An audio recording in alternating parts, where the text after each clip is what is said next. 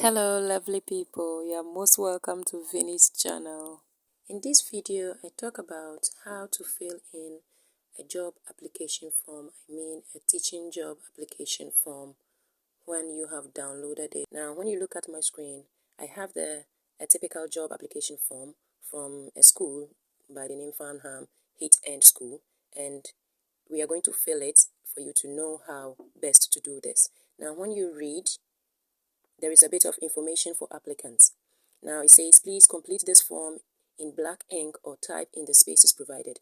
If you need more space than it is provided, please continue in an additional sheet of paper. Please note that we cannot accept CVs. So clearly from this application form, they are not going to be taking your CV, and so every information that you will need should be on this application form.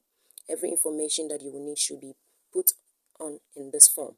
So they have their school's address there, and down to the second box there is details of post applied for. Now with this, you quickly need to go back to the application advertised and pick out some bit of information which you will be needing to fill this part. Now remember, looking at it, we say there is job title, so you should go back to the advert and pick the job title exactly as it is written there. Job reference number, if it is there, you pick it and come and fill it in here. Now there is saying, please confirm the date you would be able to start work if successful. So you can think about a date which you want to start the work after filling the application form. This is the job advertised, and the position is written down there. We have teacher of maths as the position, the school name is there, the location, the salary type, the contract type, and the job start date. Note all these information down. You can write them somewhere, and when you go down a bit, there is a brief description of the job, and then what is expected of you, and then who they are actually looking for. So when you go through that, you read and then put down some salient information. Now make sure you note down all the bits up there: the school name, the job start date, the salary range, and every bit of information put in here.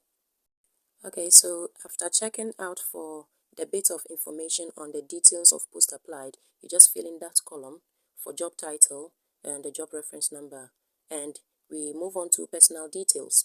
Now with personal details, simply your title, if you are Mr., if you are Miss, if you are Mrs., you put in that, your name, that is your first and surname, your date of birth, and we proceed to, if you have previously been known by any other name, you will write that down and make sure you complete it. There is a column for address, you put that there. Your contact details, very, very necessary. Your email address, please don't fill a form without putting down your email address. Okay, now this, just right under the email address, we can see there is DFE registration number. So if you have applied for QTS, your QTS number should go there. Yeah, you should write the QTS number, qualified teacher status number, there for the DFE registration number. Now there is a question below it that, do you hold qualified teacher status? That is a yes if you have, no if you don't. Do you currently have the right to work in the UK? You click no, because, and then the space there, you explain why you picked no, because you need visa sponsorship for you to be able to apply for skilled worker visa. That is the statement you put down there. Now remember, they've written there, if no, please specify your circumstance below. So that is your circumstance. You clearly write it there that you require visa sponsorship to apply for skilled worker visa. That is what you should put there. Because coming for a teaching work, you don't have any right to work. That is if you are not in the UK. Even if you are still in the UK, but you are applying for a teaching job, you should put in there that you require skilled worker visa sponsorship to apply for skilled worker visa. Now let's proceed to education and qualification. So with education, name of institution, you put it there, dates attended, the start date and the end date, the courses taken. The courses taken, you don't literally have to write each of it. You just have to write the title of the program you did. So if you did Bachelor of Education in Mathematics, you write Bachelor of Education in Mathematics there. You don't have to go into details with the subject specific ones that you did. No, you just have to write the title of the program you did there. All right, so now with education, if you have any other degree, if you have so many degrees, if you have a master's, if you have diploma, whatever certification or qualification you have, there are boxes there for you to fill in that as well. Now let's move on to membership of professional bodies. Now in your country, the professional body that you belong to, you put the name there. The membership status should be active member, and then date of membership commence. If you have a card or something to show for it, you write the date applicable there. Now if you are Ghanaian, you should belong to the National Teaching Council, so you can simply write that there, National Teaching Council, and then your membership status, you write active member, and then you put in the date on your National Teachers Council card on there. Let's quickly go on to personal development. So with personal development, they want to see all the personal development, that is the CPD courses you have ever done. So if you have already done an online course on child safeguarding, for example, you put in that, you write the course title as child safeguarding. Course provider, if it is from an online group or something, you put it there. If it is online, you just write online. And then date attended, you put in the date. If it is an hour that you took to do the online course, you just write the start date and then the end date, that same date. Now awarded, if you were given a certificate for it, you write in certificate award. If you have done any other CPD on prevent or any other that is related to teaching, you add that as well. Now, details of present or most recent teaching appointment. Okay, so this very first one is referring to your current teaching position. So whichever school you are currently working, they need the details for that particular school. So post held, if you are a mathematics teacher, you write in there teacher of mathematics. Responsibilities held, if applicable. Now, your responsibilities that you carry on with in your current school, you make sure you just write a paragraph of it and fit that into the box over there.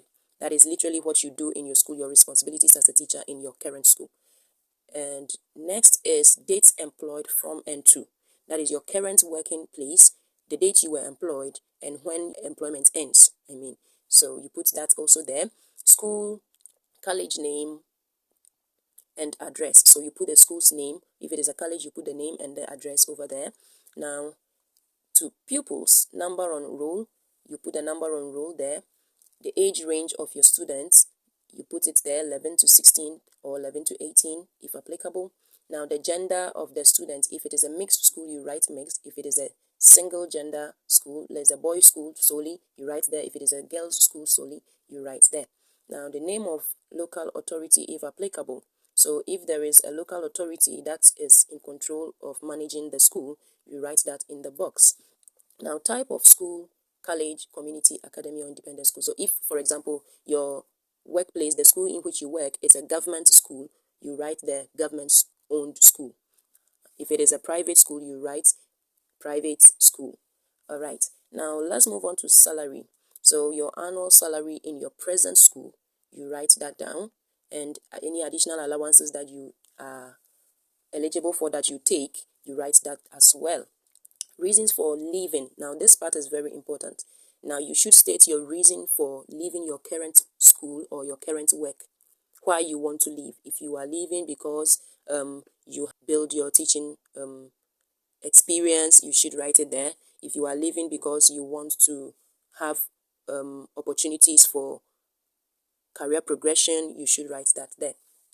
Now let's move on to the next, which is previous teaching appointments. So this is for your previous teaching work that you have ever done.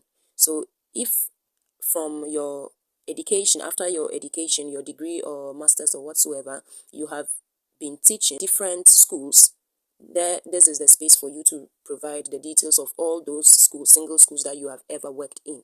So it is similar to the one we just did with the current school. So you proceed and fill out the necessary documentations that they need. That is, that they need the school name as well, the post address, title of your post there, and your responsibilities, the dates you were employed, and the date you left that particular school.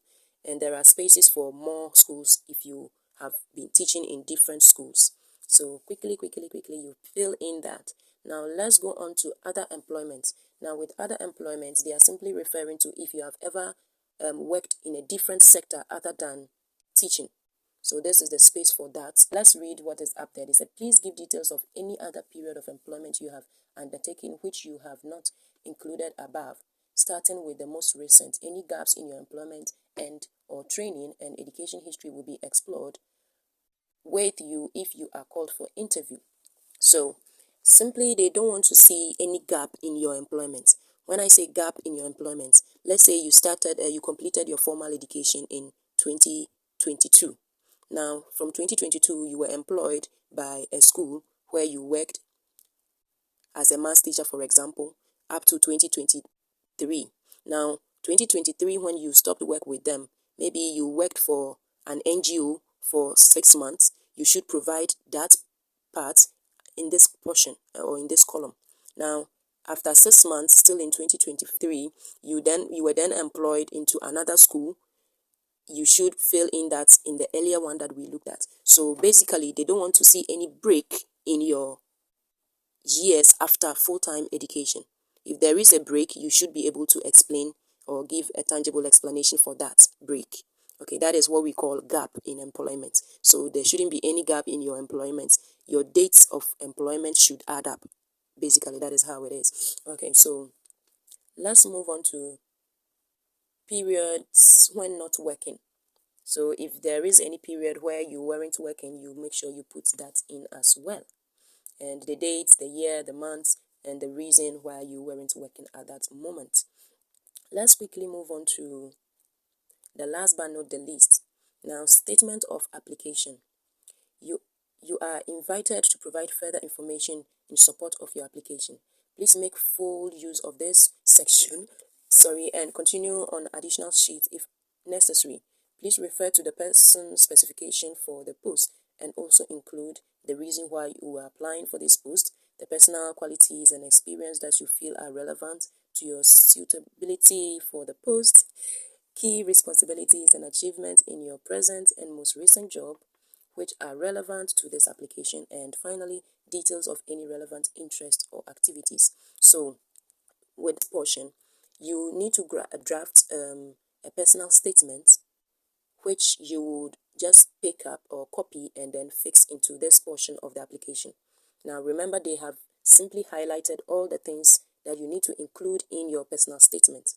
The very first one that they mentioned, which is very important, is the person specification. Now, when you go back to the job description, the job advert, you will find in the latter part of it, there is a description what qualities they are looking for in a candidate for that particular position. And so you could just read that and pick in some salient information and make sure you have that as well in your personal statement. That is going to be a plus for you. So when you are done, you just fix that into the space provided. Now, the next thing to look at here is references. Now, with references, they are basically people that are going to fill out a reference form on your behalf with regards to this application that you have done. Okay, so with reference, let's read what they have there. References will only be sought for shortlisted candidates, so they would be contacted if only you have been shortlisted. It is our policy to obtain references prior to interview. If you have concerns regarding this, please contact us before submitting your application. So if they give you a chance that if you want your references to be contacted before your interview, you should let them be aware. If you don't want your references to be contacted before your interview, but you rather want them to be contacted after your interview, then you have a choice to make as well with regards to that. So they have space for referee number 1 and then referee number 2. So basically, please always make sure the very first referee is coming from your current place of work. Yes. And then the second referee can come from a previous place of work. Yeah, that is very necessary to do. If you have worked in multiple workplaces, then please, your current workplace should be the first, and then one other person from your previous workplace. The next thing is reasonable adjustments to the shortlisting process. Okay, now let's read what they have there. We welcome applications from disabled people. Yeah, so that is clearly, you could finish that. A column for declaration, so you can read through that because they would require you to undertake a DBS check the DBS check is taken for every person who is coming from a foreign country into the UK. Now, you as an individual could look for or apply for a police check from your own country and have that, and it will be a plus for you before you apply for this DBS check if the time is up. Now, there is a column for you to fill to answer, which says, please answer the following questions. Do you have any cautions, convictions? If it is a yes, please take yes. If it is a no, you take no. Are you on the children bird list, previously listed? If it is a yes, you pick yes. If it is a no, you pick no. Now, from someone coming from a foreign country with no convictions, it should be a no. If you are also coming from a foreign country, you don't have any police case on children bird list or whatever, you pick no, please. Now, it is a criminal offense for bird individuals to seek or to undertake work with children, so please read that bit. All right, now the next thing is, are you currently registered with the DBS update service? You click no because you are coming from somewhere else, a different country at that. If yes, please provide the information. So if it is a yes for you, please take yes, and then you fill in those. That is, if you are having a DBS check from the UK, you fill in that portion and you take yes as well. All right, now there is a note on childcare disqualification requirements. Make sure you read about that. Now, declaration of relationships. Are you related or do you have any close personal relationship with an existing member of staff? It is a clear no because you are applying from overseas. You don't know anyone in their educational trust or in that school in particular. But if you do, please you take yes. Now, the next thing is to fill in the declaration. You make sure you put down your signature and the date. And if you have submitted your application electronically, you would be asked to sign your application form in the event that you are shortlisted and called for interview. Retention of application form. As outlined in the previous notice, it is our policy to retain all application forms for unsuccessful applications. So you take yes or no if applicable for you. Let's look at the next thing, equality monitoring form. So you read carefully and fill out that. It is very necessary. They are just asking for basic informations, your name, your gender, your age, if you are disabled or not, your ethnicity. You will make sure you fill in all that. Okay, now after filling this in, kindly go back to the beginning of the form, because there is a way for you to submit the form indicated on the form itself. So quickly going back, remember there is an email there. Now they say that please return your completed form to, and there is an address there. If you can't post it, then you need to email it. So you just pick the email address right there, and then you submit your filled application form to that specific email. Now each application form has an email on it to be for the form to be returned through. So make sure you note that on every application form you do. All right, guys. So if you liked this content, please subscribe to Vinny's channel, and don't forget to share to other platforms to help someone. Thank you and have a great day.